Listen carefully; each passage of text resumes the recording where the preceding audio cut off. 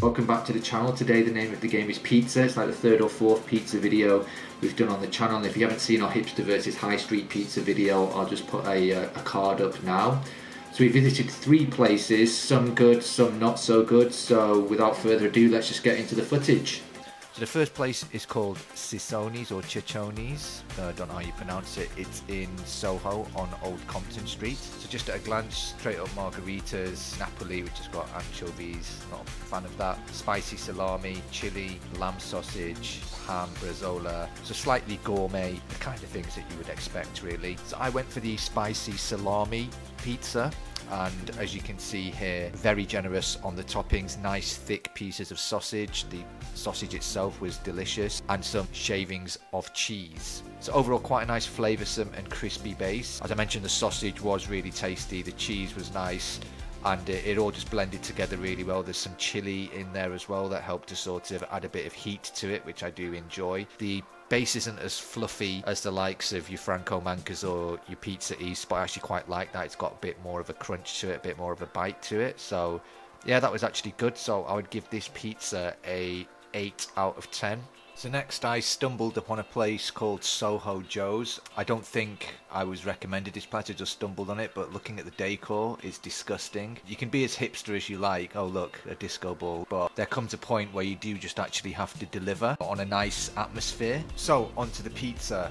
As you can probably see from this pizza, just by looking at it, it doesn't look as high quality as the Cecconis pizza. And you'd be right, to me, it just looked a bit like supermarket pizza, and I have to say, it kind of tasted like one as well.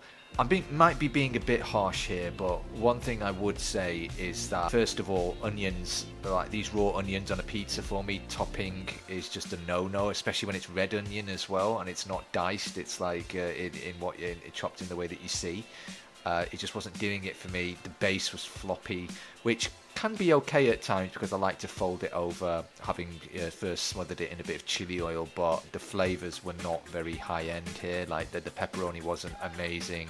I love cheese and I love chili. That combination on a pizza really does it for me, but there was just too many drawbacks to this one, the floppy base being a big one. Overall, avoid. There's better places within walking distance. So the next place we went to was called Voodoo Rays. Now this place had better be good because it's literally over the road from Pizza East. Now this place does pizza by the slice, which makes me skeptical immediately, as I know that probably entails paying £4 for a slice of pizza and close to £25 for a full pizza. Now, the only place that I've ever been to that does good pizza by the slice is Home Slice. I wasn't sure whether Voodoo Rays could live up to that. So on entry, looking at the pizzas, they don't look that tempting, to be honest with you. They don't look very fresh. They're obviously cooled and the fat has congealed. It's not like made by the slice fresh. It just doesn't look very tempting. The bases are really thin, which means that there's not much to this pizza at all. As with all hipster places, they give the menu items comedic and ironic names, which just adds to my dislike of the place. Price, as you can see, it's £3.50 for a slice, which, you know, is 50p less than I expected, but again, not great value. I can't remember the name of what pizza I got, but I just remember it wasn't worth it overall. My verdict is I'd avoid this place unless you want to just look cool or